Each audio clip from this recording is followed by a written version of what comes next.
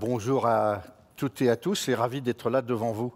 Je n'ai rien préparé parce que si j'avais préparé quelque chose, je n'aurais pas été bienveillant avec vous ni avec moi parce que j'aurais essayé de vous passer des messages un peu structurés. Et donc j'ai décidé de vous parler rien qu'avec ça. C'est quoi la bienveillance? C'est vouloir le bien de l'autre. Mais vouloir le bien de l'autre, c'est impossible si on n'est pas bien avec soi. Alors je vais commencer par une petite parabole. C'est celle des porcs épics. Est-ce que certaines voient quel est ce petit animal? Oui, j'imagine. Et est-ce que certaines ont lu déjà cette parabole de Schopenhauer, les porcs épics? Non? Il n'y a que des gens normaux alors qui ne lisent pas les textes improbables. Dans un bouquin qui fait 350 pages, ce philosophe allemand qui s'appelle Schopenhauer, le bouquin s'appelle Le contrat social, c'est pas facile à lire, mais il y a une petite pépite qui est celle des porcs épics. On est dans une forêt en Bavière, au cœur de l'hiver, il fait moins 35 degrés. Dans cette forêt vivent des porcs épics. Le porc épic, c'est un animal peu sociable, peu aimable. D'ailleurs, quand on se rapproche trop près de lui, on s'en souvient longtemps parce qu'il vous balourde ces petites piques qui ressemblent à des baguettes de Mikado, pour qui connaît le jeu du Mikado. Et donc là, comme il fait très très froid, chaque porc-épic se dit que pour survivre, il va devoir se rapprocher des autres. Alors ils se rapprochent les uns des autres. C'est une catastrophe absolue. 32 morts, 58 blessés graves, des fléchettes plantées partout, enfin l'horreur. Donc ils s'écartent. Mais à nouveau, au bout de 10-15 minutes, ils se rendent compte qu'il faut qu'ils se rapprochent pour essayer de survivre en partageant la chaleur. Alors à nouveau, ils se rapprochent, à nouveau, c'est pas terrible, il y a des blessés, machin. Bon. Ce genre d'histoire, si vous êtes un bon conteur, vous la commencez en début de dîner, puis vous allez les rapprocher comme ça 50 fois si vous voulez. Je vous promets qu'on ne va pas passer la keynote avec les porcs-épics. Et donc jusqu'à ce qu'ils trouvent entre eux, dit Schopenhauer, cette bonne distance où ils se piquent suffisamment pour être amenés à prendre l'autre en considération, tout en partageant la chaleur de la survie. Cette bonne distance entre eux, on peut l'appeler celle de la courtoisie, elle est aussi celle de la performance parce qu'ils vont être capables d'être ensemble. Et pour être ensemble, il faut commencer par aller bien avec soi. Si on est plein de bobos la tête, on a du mal à vouloir le bien de l'autre. On a déjà du mal à trouver le sien. Et donc la bienveillance, ça commence forcément par un travail sur soi-même. Et ça suppose d'être capable de se libérer de toute une série de dogmes, de postures, d'obligations. On n'est pas obligé de s'habiller comme tout le monde nous dit de nous habiller, on n'est pas obligé de parler comme tout le monde voudrait qu'on parle. Rien n'est pire que de tenter d'être ce que les autres veulent que l'on soit. Et rien n'est pire que de tenter de vouloir que l'autre soit ce qu'on veut qu'il soit. Pour bien vivre en communauté, il faut que chacun soit bien à sa place et trouve cette bonne distance à lui-même et aux autres. Et ça, c'est le cœur de la bienveillance. Cette juste distance à soi et aux autres. Ni trop présent, ni trop absent, ni trop directif, ni pas assez directif. Construire en permanence ensemble ce qui va permettre de cheminer ensemble. Et donc la bienveillance, elle repose sur des choses assez simples, somme toute, il ne faut pas compliquer trop. C'est comment est-ce que je prends en considération l'autre? Comment je lui témoigne le fait que je respecte absolument sa présence? Comment je lui dis bonjour? Comment je suis attentif à ne pas le bousculer? Comment je respecte son tempo à lui, qui n'est pas forcément le nôtre? Comment on se met d'accord pour que ça marche bien? C'est vrai dans une famille, dans un couple, dans une relation parent-enfant, c'est vrai dans un groupe social, c'est vrai dans l'entreprise. Pourquoi est-ce qu'on serait poli à la maison et discourtois au boulot? Comment expliquer qu'on n'ait pas cette attitude naturelle, empathique, sympathique, ouverte, de dire simplement bonjour?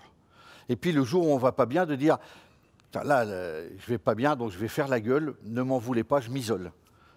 Avoir l'honnêteté de dire quand on va bien, quand on ne va pas bien.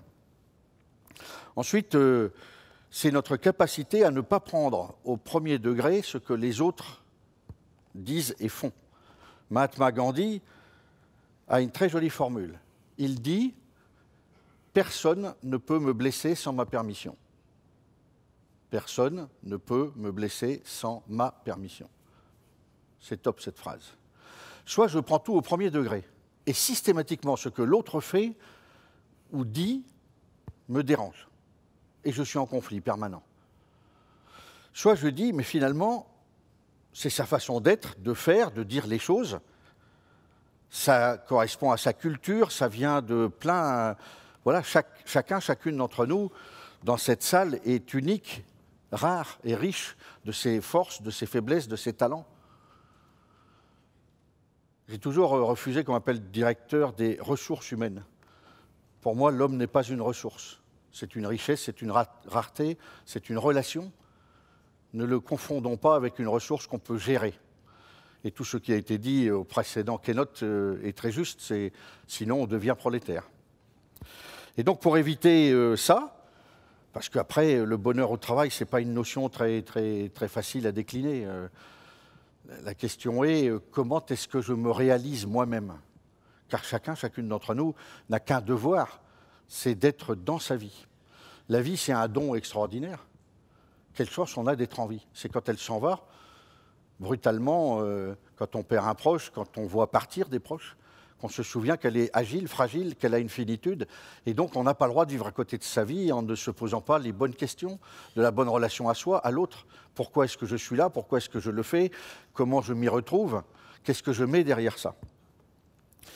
Et donc, la bonne façon, c'est de se mettre dans cette posture où on est émerveillé chaque fois de découvrir l'autre, la rencontre, sa différence et la façon dont on va conjuguer nos talents et non pas les opposer. Le jeu d'échecs est sans doute le plus stupide des jeux, pardon pour les joueurs d'échecs, car il y a échec et maths. Le jeu subtil, le plus subtil des jeux, c'est le jeu de Go. Pourquoi? Parce qu'il laisse toujours des possibles. Il y a toujours moyen de trouver une solution. On n'est jamais totalement enfermé, ça n'est jamais perdu. Chez nous, les militaires, on dit un chef abattu est déjà battu. On ne bâtit rien de durable sur le négatif, que du négatif. Et donc, il faut aller chaque fois chercher ce qui est possible. Comment on va pouvoir trouver le chemin du dialogue? Comment on va pouvoir ensemble construire quelque chose? Aller de l'avant, ensemble.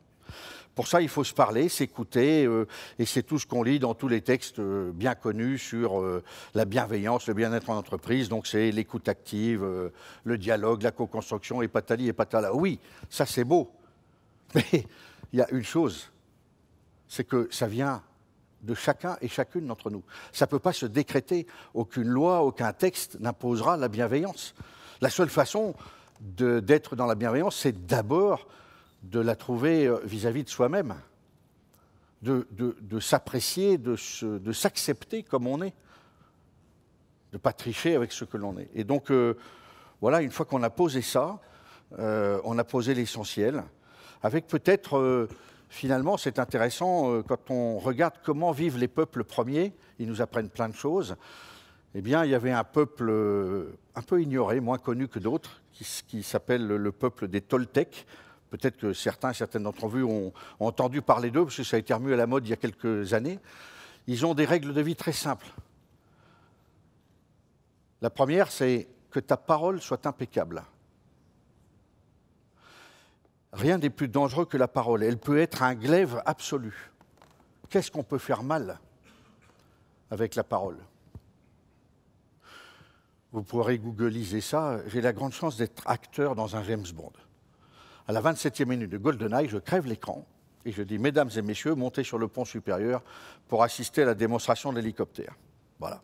Je vais donc passer une semaine à Monaco pendant le tournage de ce film, il y a de nombreuses années déjà, et je vais avoir la chance de côtoyer pendant quelques jours l'une des James Bond Girls, la grande brune qui est méchante dans le film, Xenia, de son vrai nom Famke Janssen. Et alors qu'on est en train de dîner, elle est mannequin, actrice internationale. Elle me dit d'une voix de petite fille, « Tu vois, Olivier, je n'ai jamais oublié le jour où papa m'a dit « Famke, tu ne seras jamais bonne à rien. » Waouh!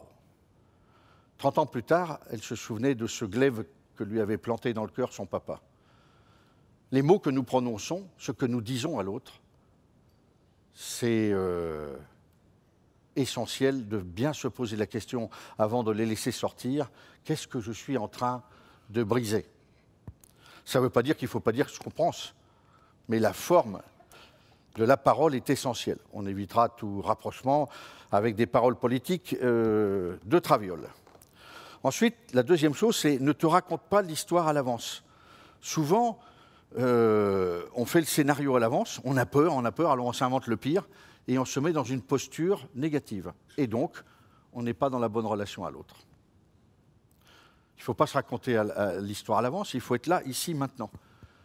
Il y a des peuples qui pensent que notre vision du temps, le triptyque passé, présent, futur, elle est complètement stupide.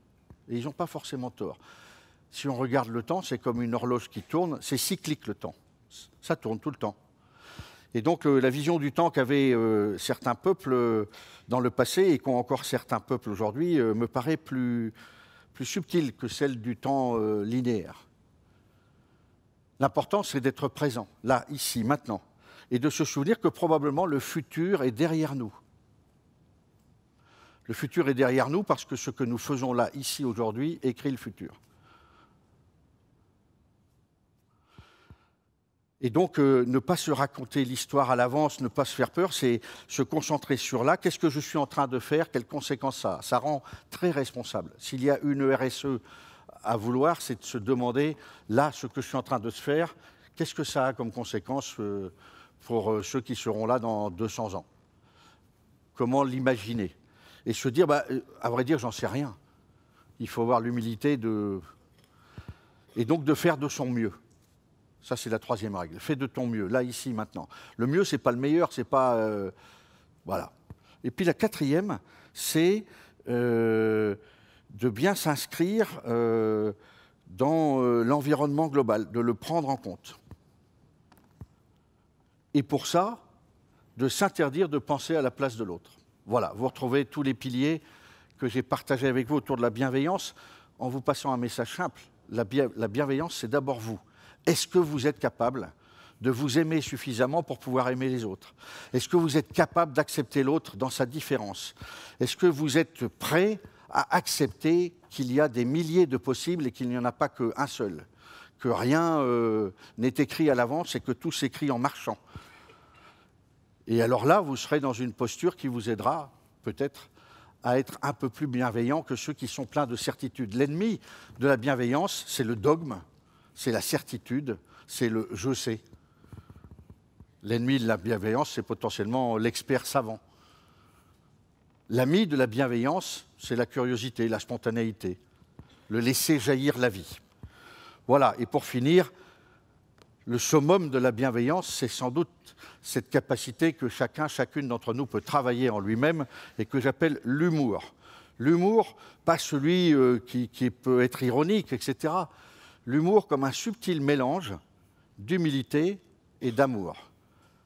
De humilité, je me souviens que la vie est fragile, qu'elle est belle, qu'elle mérite qu'on y soit attentif, qu'on fasse tout pour la préserver, la rendre belle et vivre dedans. Et puis, du coup, amour, le our de amour, aimer le vivant, aimer ce vivant tellement étonnant, tellement émerveillant, merveilleux parce qu'il est capable de tout reconstruire, de tout réinventer. J'ai vu des marées noires, j'ai vu des villes détruites, tout revient, tout se rebâtit, tout se reconstruit. Aussi longtemps qu'on est convaincu qu'il n'y a rien de plus beau que la vie. Et ça aide à être bienveillant. Voilà, et donc je vous souhaite d'avoir cette démarche-là. Je vous remercie de m'avoir écouté, et puis je vous souhaite une bonne fin de salon et une belle journée.